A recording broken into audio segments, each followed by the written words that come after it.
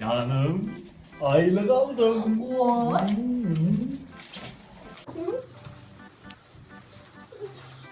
Benim kuyum akılda.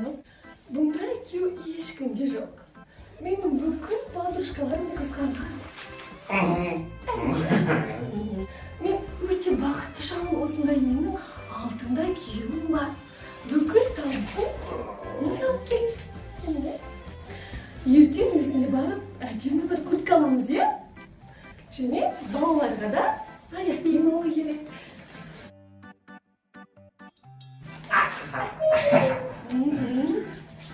Мен қазір дүкенге барып келемін, иә? Кофе ұзатып, жақсылап шай ішейін.